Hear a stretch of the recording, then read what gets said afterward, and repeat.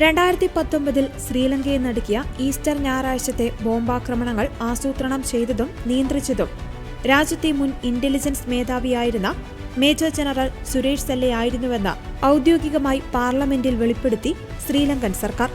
279 പേരുടെ മരണത്തിനിടയാക്കിയ ഭീകരാക്രമണത്തിൽ ഒരു മുൻ ഉന്നത ഉദ്യോഗസ്ഥന് നേരിട്ട് പങ്കുണ്ടെന്ന് ശ്രീലങ്കൻ സർക്കാർ സ്ഥിരീകരിക്കുന്നത് ഇതാദ്യമായാണ്. ശ്രീലങ്കൻ പൊതുസുരക്ഷാ മന്ത്രി ആനന്ദ വിജയപാലയാണ് പാർലമെന്റിൽ ഈ നിർണായക വിവരങ്ങൾ പുറത്തുവിട്ടത്. ഭീകരാക്രമണത്തിന് ഒത്താശ ചെയ്തതിനും സഹായം നൽകിയതിനും കഴിഞ്ഞ ഫെബ്രുവരിയിൽ സുരേഷ് സെല്ലയെ പോലീസ് അറസ്റ്റ് ചെയ്തിരുന്നു. റിട്ടയർഡ് മേജർ ജനറലായ സുരേഷ് സെല്ലെ ഇസ്ലാമിക തീവ്രവാദികളുമായി ഗൂഢാലോചന നടത്തുകയും ആക്രമണം നടത്തേണ്ട കത്തോലിക്ക പള്ളി കൃത്യമായി തെരഞ്ഞെടുത്ത് നൽകുകയുമായിരുന്നുവെന്ന് മന്ത്രി വ്യക്തമാക്കി. സ്ഫോടനം നടക്കുന്നതിന് വെറും 3 ആഴ്ച മുൻപ് സല്ലെ ചില മുസ്ലിം യുവാക്കളുമായി രഹസ്യ കൂടിക്കാഴ്ച നടത്തിയിരുന്നു. പള്ളിയുടെ കൃത്യമായ സ്ഥാനവും അവിടെയെത്തുന്ന വിശ്വാസികളുടെ എണ്ണവും മനസ്സിലാക്കാനായിരുന്നു ഈ കൂടിക്കാഴ്ച. 2023 ബ്രിട്ടീഷ് മാധ്യമമായ ചാനൽ 4 പുറത്തുവിട്ട ഡോക്യുമെന്ററിയിൽ സല്ലേക്ക് ഈ ആക്രമണത്തിൽ പങ്കുണ്ടെന്ന് ആരോപിച്ചിരുന്നു.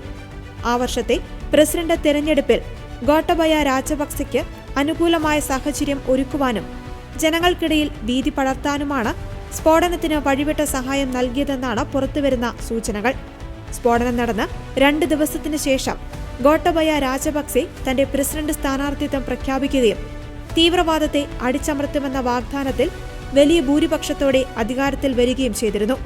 അധികാരം ഏറ്റെടുത്തയുടൻ അദ്ദേഹം സുരേഷ് സെല്ലയെ രാജ്യത്തെ പ്രധാന ചാരസംഘടനയായ സ്റ്റേറ്റ് ഇന്റലിജൻസ് സർവീസിന്റെ തലവനായി നിയമിക്കുകയായിരുന്നു.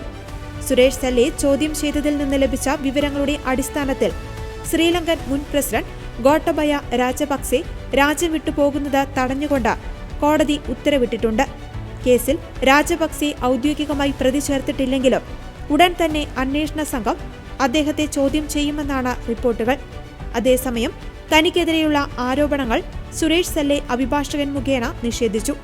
ഭീകരവിരുദ്ധ നിയമപ്രകാരം തടങ്കലിൽ കഴിയുന്ന സല്ലെ ജയിലിനുള്ളിൽ നിരാഹാര സമരം പ്രഖ്യാപിച്ചതിനെ തുടർന്ന് നിലവിൽ ആശുപത്രിയിൽ ചികിത്സയിലാണ്. അദ്ദേഹത്തെ മോചിപ്പിക്കണം എന്നാവശ്യപ്പെട്ട് ശ്രീലങ്കയിലെ പ്രതിപക്ഷ പാർട്ടി പ്രവർത്തകർ കൊളംബോയിൽ പ്രതിഷേധ പ്രകടനങ്ങൾ നടത്തുന്നുണ്ട്. ശ്രീലങ്കയുടെ ചരിത്രത്തിലെ ഏറ്റവും കടുത്ത ഈ ഭീകരാക്രമണത്തിൽ തലസ്ഥാനത്തെ 3 ആഡംബര ഹോട്ടലുകളും 3 ക്രൈസ്തവ ദേവാലയങ്ങളുമാണ് തകർക്കപ്പെട്ടത്.